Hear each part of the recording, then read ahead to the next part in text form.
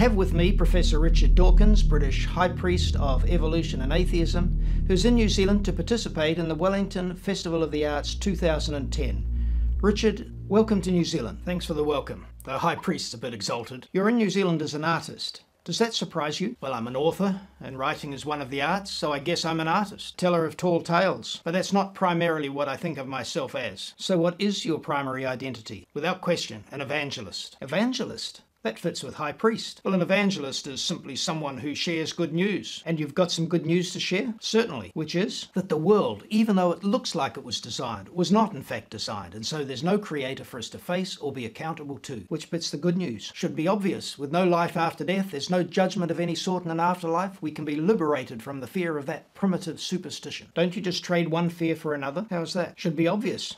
No life after death means we face oblivion.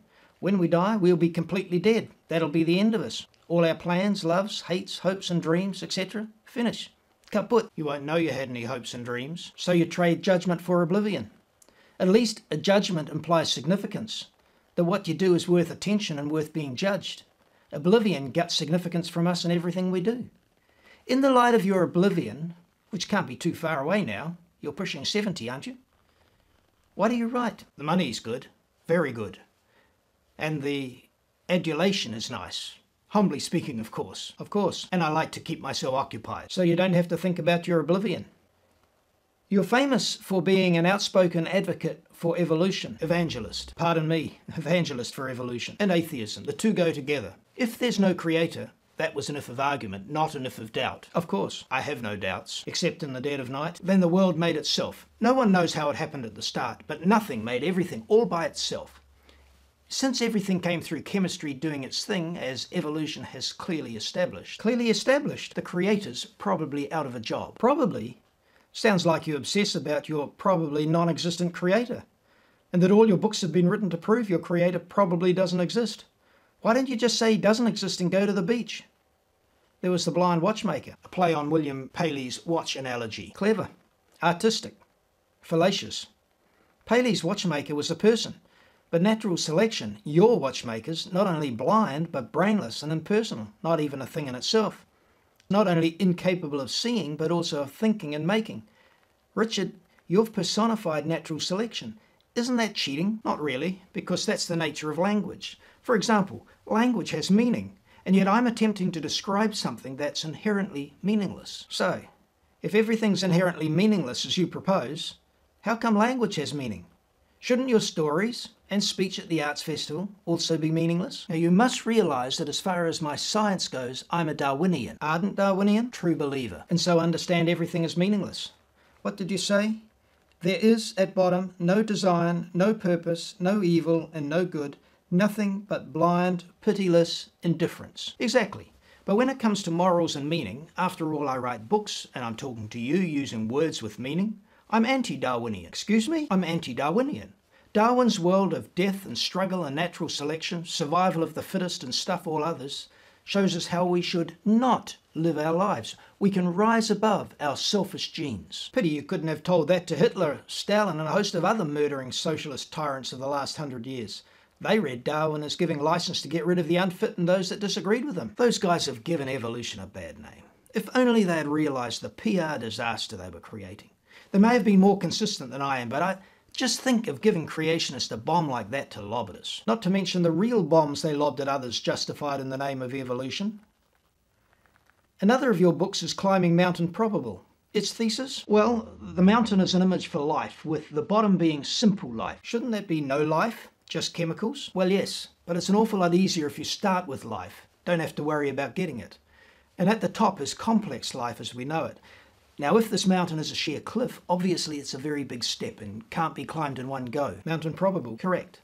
However, while most people see the cliff, around the back of the mountain is a gradual slope right to the top, and so the mountain on that side is easy to climb, just a matter of shuffling one foot after another, tiny steps.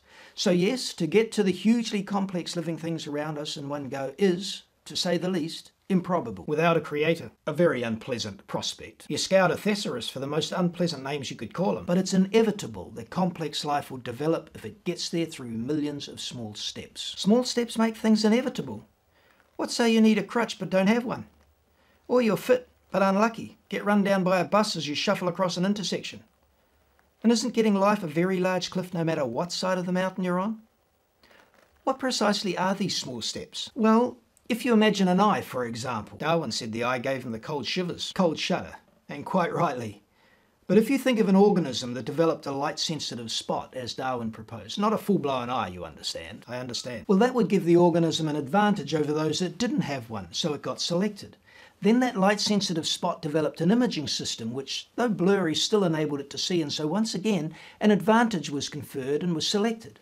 And so on, right up to the eyes we have today. Slight changes conferred an advantage, and so those with the changes got selected for. And bingo, here we are. Bingo, the essence of evolution. These small steps, what caused them? Changes to the genetic information. Where did the genetic information come from to change? Like I said, we start with life and information because it saves a lot of trouble. Back of that, there must have been self-replicating molecules, but that's fraught with difficulties. And what do you do about them? Wave a wand. Anyway, we're here, so we must have evolved. Isn't that the point of contention? That there's another option? Totally unpalatable. And these changes were not planned? How could they be? Why do you ask such a question? There was no mind to do any planning. Just want to make sure. So they were unplanned, and these unplanned changes to the genetic information increase the complexity of the system, say the seeing system. That's right. So, eyes come about because of the underlying information in the genome? No information, no eye? That's right. And of course, it's not just the eye, but every aspect, to the smallest detail of every living thing, derives from the underlying information. Let's stick with the eye. So this critter, whatever it was, had a light-sensitive spot which was coded for in the genome of the critter. No information? No light-sensitive spot? Correct. You've already asked that. Just want to be sure. Then this critter develops an imaging system which is blurry but better than nothing. To get this blurry system, first of all, you have to get the information for the blurry system, don't you? I mean, it wasn't there, so there was no blurry system, but then it must have come to be because now you have the blurry system. Correct. But you're labouring the point. I just want to be clear. Let's cut to a video clip from an interview you did a number of years ago. Can you give an example of a genetic mutation or an evolutionary process which can be seen to increase the information in the genome? Ambushed. The dirty rotten varmints came into my house, invited. Didn't say they were creationists or I'd never have talked to them. And they asked me a question like that. But it's a valid question. Shouldn't get your toga in a knot. If eyes come from a light-sensitive spot, then the information to get all the new features and functions had to come about somehow, or you wouldn't have the features and functions. It's a question nobody but a creationist would ask. Derailed my thinking. But I did answer it. When the camera rolled again. Exactly. With all due respect, your answer didn't have anything to do with the question. What did you expect? Here these people come into my house, invited, didn't say they were creationists, or you wouldn't have talked to them, and asked the most impolite question possible. You don't think I'm going to kowtow to them, do you? It was only a simple question. Simple question? Do you know what's involved in that question?